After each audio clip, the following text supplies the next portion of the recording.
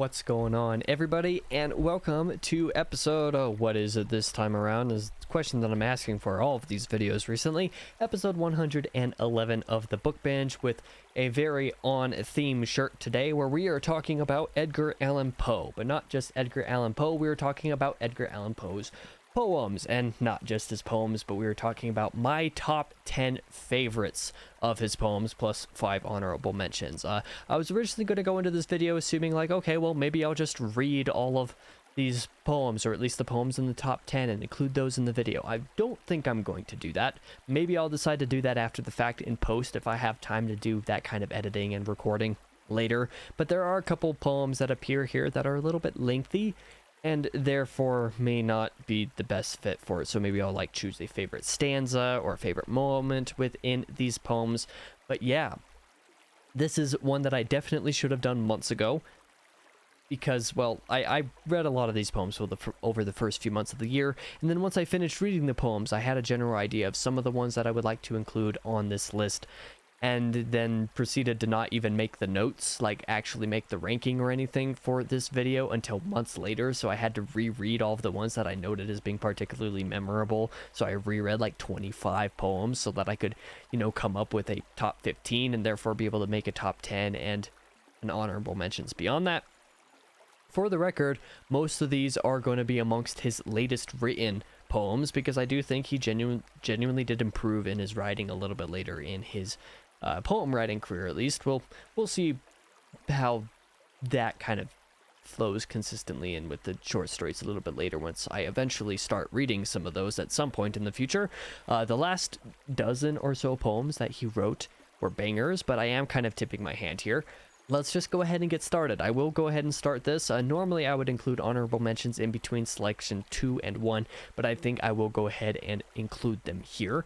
My 5 honorable mentions for the top 10 poems by Edgar Allan Poe list are Dreams, To Miss Louise Olivia Hunter, The City in the Sea, A Dream, and Tamerlane. So those are all of the honorable mentions, the ones that I enjoyed enough to be in heavy consideration for this list. In fact, Tamerlane I thought was actually going to be in the top 10 for a very long time. I knew that all of the poems with dream in the title, so whether it be Dreams, A Dream, or A Dream Within a Dream, which I'm again tipping my hand here, were going to be on the list in some degree.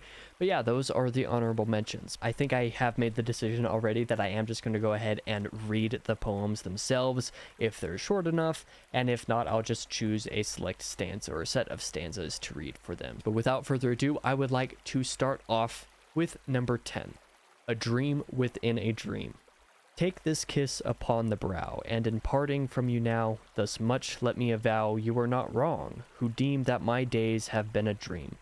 Yet if hope has flown away in a night, or in a day, in a vision, or in none, is it therefore the less gone? All that we see or seem is but a dream within a dream. I stand amid the roar of a surf-tormented shore, and I hold within my hand grains of the golden sand. How few, yet how they creep through my fingers to the deep, while I weep. O God, can I not grasp them with a tighter clasp? O God, can I not save one from the pitiless wave? Is all that we see or seem but a dream within a dream? This is a poem that I just really caught the vibe of. I don't exactly know why I connect with it, and this is probably something that might be a theme throughout the majority of the video. I'm not horribly experienced with poetry, generally speaking, so I'm not entirely sure why the ones that I connected with, but this was one that I just thought read very beautifully when I read it, and was pretty thought-provoking with some of the lines, specifically, the all that we see or seem is but a dream within a dream. I just kind of love that sort of idea. Number 9 is actually the earliest of his poems that is actually within this list. It is The Sleeper. This is a little bit of a longer poem, so I will just read the last few shorter stanzas. The lady sleeps, oh may her sleep which is enduring so be deep, heaven have her in its sacred keep. This chamber changed for one more holy, this bed for one more melancholy, I pray to God that she may lie forever with unopened eye, while the dim-sheeted ghosts go by. My love she sleeps, oh may her sleep, as it is lasting so be deep, soft may the worms about her creep. Far in the forest, dim and old, for her may some tall vault unfold. Some vault that oft hath flung its black and winged panels fluttering back triumphant o'er the crested palls of her grand family funerals. Some sepulchre remote alone against whose portals she hath thrown in childhood many an idle stone, some tomb from out whose sounding stone she ne'er shall force an echo more thrilling to think, poor child of sin, it was the dead who groaned within.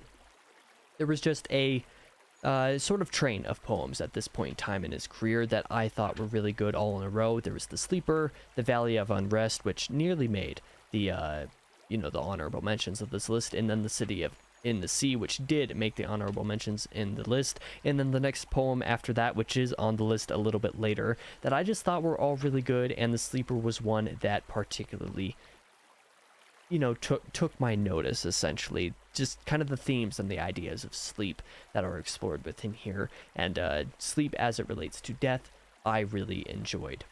Number 8 on this list is actually one of the relatively few free verse poems. I believe that's what they're considered when there aren't any rhymes. It's just free verse. This one is called To Helen. It is the second one by this title. There are 2 poems in the collection titled To Helen. This is the second one of those. Let me just read you the first stanza of this one. I saw thee once, only once, years ago. I must not say how many, but not many. It was a July midnight, and from out a full-orbed moon that, like thine own soul soaring, sought a precipitate pathway up through heaven, there fell a silvery silken veil of light with quietude and sultriness and slumber upon the upturned faces of 1,000 roses that grew in an enchanted garden, where no wind dared to stir unless on tiptoe, fell on the upturned faces of those roses that gave out, in return for the love light, their odorous souls in an ecstatic death, fell on the upturned faces of these roses that smiled and died in this parterre, enchanted by thee, and by the poetry of thy presence. And the poem continues on for several more stanzas that, only make it better. I just really enjoyed this one. It was easily my favorite of the free verse poems. Next up, at number 7 on the list, is the final poem in the collection, titled Annabel Lee. And if there's any Edgar Allan Poe poems, this is probably one of those top 5 that you might be able to list by name, simply by, the prompt of Edgar Allan Poe poem. It was many and many a year ago, in a kingdom by the sea, that a maiden there lived, whom you may know by the name of Annabel Lee. And this maiden she lived with no other thought than to love and be loved by me. She was a child, and I was a child in this kingdom by the sea, but we loved with a love that was more than love, I and my Annabel Lee, with a love that the winged seraphs of heaven coveted her and me. And this was the reason that long ago, in this kingdom by the sea, a wind blew out of a cloud by night, chilling my Annabel Lee, so that her high-born kinsman came and bore her away from me, to shut her in a sepulchre in this kingdom by the sea. The angels, not half so happy in heaven, went envying her and me. Yes, that was the reason, as all men know, in this kingdom by the sea, that the wind came out of the cloud, chilling and killing my Annabel Lee. But our love, it was stronger by far than the love of those who were older than we, of many far wiser than we, and neither the angels in heaven above nor the demons down under the sea can ever dissever my soul from the soul of the beautiful Annabel Lee. For the moon never beams without bringing me dreams of the beautiful Annabel Lee, and the stars never rise, but I see the bright eyes of the beautiful Annabel Lee. And so, all the night tide, I lie down by the side of my darling, my life and my bride, in her sepulchre there by the sea, in her tomb by the side of the sea. This was one that I thought was just really sort of palpable in terms of the tone of it, the story that is being told here, the recurrence of Annabel Lee throughout the poem, and the rhymes and the flow of the rhythm of it just all really connected with me in a really great way. I'm actually kind of surprised looking on this now that this one is only ranked number 7, because it's just so fun. It's so enjoyable to read, despite, the subject matter being a little bit more dreary, which is, kind of a common theme with Poe, but it was one that I enjoyed a lot nonetheless. In place number 6 is a poem titled The Bells. This one is composed of 4 subsections that are all kind of stanzas, and a lot of this is related to sort of repetition and using the onomatopoeia of the sounds that certain types of bells make and using that throughout the poem. It's a little bit lengthy. I'll read just the first 2 stanzas to kind of get an idea of what's going on with it, and the other 2 stanzas you can check out for yourself if you like, but this one I really enjoyed, just sort of for the conceptual, presence of it. Hear the sledges with the bells, silver bells. What a world of merriment their melody foretells, how they tinkle, tinkle, tinkle in the icy air of night, while the stars that oversprinkle all the heavens seem to twinkle with a crystalline delight, keeping time, time, time, in a sort of runic rhyme, to the tintinnabulation that so musically wells from the bells, bells, bells, bells, bells, bells, bells, from the jingling and the tingling of the bells. Hear the mellow wedding bells, golden bells, what a world of happiness their harmony foretells, through the balmy air of night, how they ring out their delight from the molten golden notes, and all in tune, what a liquid ditty floats to the turtle dove that listens while she gloats on the moon. Oh, from out the sounding cells, what a gush of euphony voluminously wells, how it swells, how it dwells on the future, how it tells of the rapture that impels to the swinging and the ringing of the bells, bells, bells, of the bells, bells, bells, bells, bells, bells, bells, to the rhyming and the chiming of the bells. And there's kind of this vibe throughout the other 2 stanzas as well, which are both a little bit lengthier in their own regard. The next poem, number 5 on this list, is titled Ulalume, a Ballad. Part of what makes this poem so attractive is kind of the story that it tells. It is also a ballad, so it does flow the most like a typical song would, at least in sort of the rhyming patterns and the rhythm of it. But yeah, I'm having a very hard time deciding which, stanzas within this I'm going to read, because it's hard to pick, stanzas right in the middle of it, because it uses certain concepts as sort of personified figures in a great way that make it hard to, understand what's going on without reading the full poem in context. But I will just go ahead and read these 3 stanzas, I guess, even though I want to read more of them, but let me go through these 3 for now. And now, as the night was senescent, and star dials pointed to morn, as the star dials hinted of morn, at the end of our path a liquescent and nebulous luster was born, out of which a miraculous crescent arose with a duplicate horn, Astarte's bediamonded crescent, distinct with its duplicate horn. And I said, she is warmer than Diane, and rolls through an ether of sighs. She revels in a region of sighs. She has seen that the tears are not dry on these cheeks where the worm never dies, and has come past the stars of the lion to point us the path of the skies, to the Lethian peace of the skies, come up in despite of the lion to shine on us with her bright eyes, come up through the lair of the lion with love in her luminous eyes. But Psyche, uplifting her finger, said, sadly this star I mistrust, her pallor I strangely mistrust. Ah, hasten, ah, let us not linger, ah, fly, let us fly, for we must.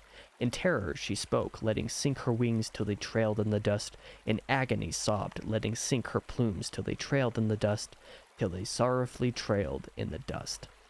These are 3 of just, 10 or so stanzas within the poem, and it's just one that's really great to read, and rereading I catch a little bit more each time. It's really great for that.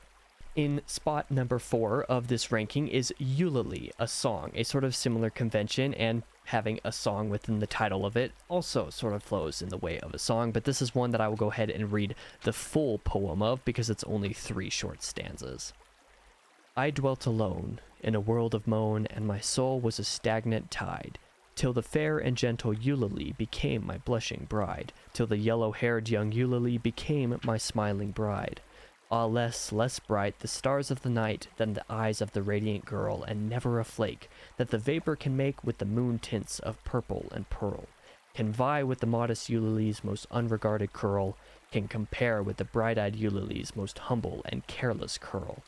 Now doubt, now pain, come never again, for her soul gives me sigh for sigh, and all day long shines bright and strong Astarte within the sky, while ever to her dear Eulalie upturns her matron eye, while ever to her young Eulalie upturns her violet eye. In terms of the content, I don't think I like Eulalie quite as much as I enjoy, say, Ulalume or maybe even Annabelle Lee, but the process of reading it, I enjoy a little bit more than, say, those other two as well. Next up is quite an iconic one. Let's see if I can find the bookmark. It's the one that, well, if you've ever, heard of Edgar Allan Poe, this is probably the thing that you think of. It is The Raven. Once upon a midnight dreary, while I pondered, weak and weary, over many a quaint and curious volume of forgotten lore, while I nodded, nearly napping, suddenly there came a tapping, as of some one gently rapping at my chamber door. "'Tis some visitor," I muttered, tapping at my chamber door, only this and nothing more. Ah, distinctly I remember, it was in the bleak December, and each separate dying ember wrought its ghost upon the floor. Eagerly I wished the morrow, vainly I had sought to borrow from my books surcease of sorrow, sorrow for the lost Lenore, for the rare and radiant maiden whom the angels name Lenore, nameless here for evermore. And the silken, sad, uncertain rustling of each purple curtain thrilled me, filled me with fantastic terrors never felt before, so that now, to still the beating of my heart, I stood repeating, "'Tis some visitor entreating entrance at my chamber door, some late visitor entreating entrance at my chamber door, this is it, and nothing more."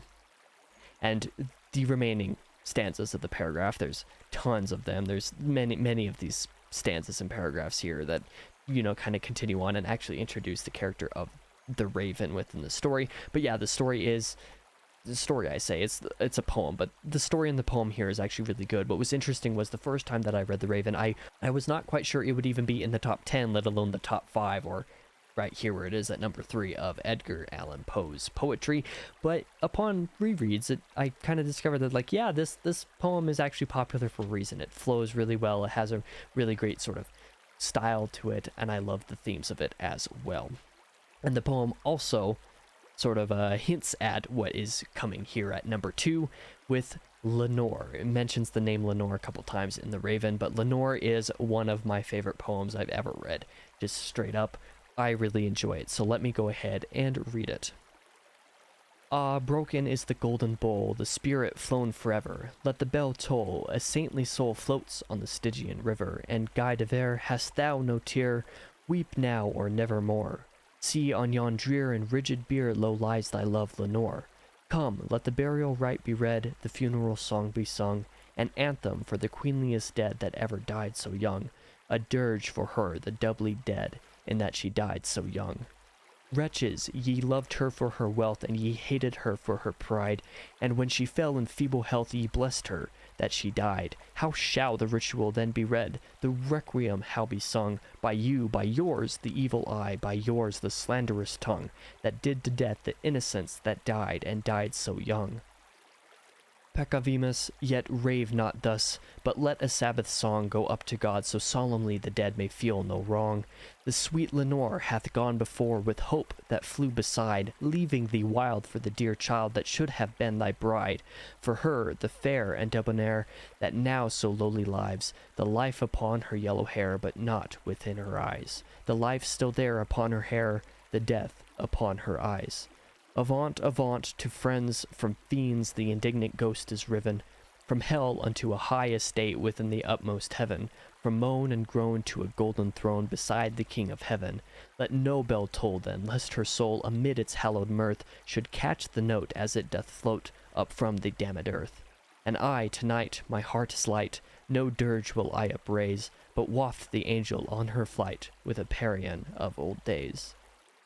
It's a very great poem. I just love the flow of it, and I love the story within it too. Sort of the, the regrets of loss, and sort of the bitterness. I guess one of the things that I relate it to is essentially the bitterness that can come with loss, and the way that some people can mistreat loss of a loved one as well. It's one that I love just way too much. Just reading it just now is just like, yeah, this is one of my favorite poems. I love it.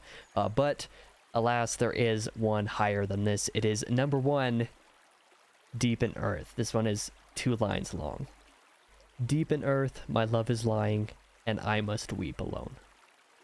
The despair and the tone of this poem is very strangely palpable, and super easy to feel for one just being 2 lines long, but you can tell there's heart in that as well. Deep in earth my love is lying, and I must weep alone. It's a set of lines that I actually want to use in dialogue in, you know, sort of my own writing in one place or another. I'm not entirely sure where, but there is a place that I have an idea for that I really want to use that for thematic purposes and to kind of reference Poe as, you know, just being kind of my favorite poet that I've read up to this point, but I haven't read much poetry, so it's not really fair to say at this point. But yeah, that is my top 10 poems by Edgar Allan Poe. I hope you enjoyed this video if you watched it.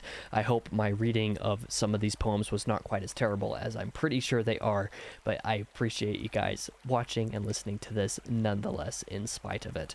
My reading voice isn't, you know, incredible. My narration voice for my writing isn't terrible, but in other instances, it's maybe not quite so good. But let me know what your favorite poems by Edgar Allan Poe are, if you have some favorites, and what you thought of my picks, and I'll be sure to respond in the comments below as well. Thank you guys for watching this video. I'll be back on Tuesday with a review of one of my favorite books of all time. A special video also coming out on my birthday, a review for Les Miserables by Victor Hugo. I'll see you guys in that video.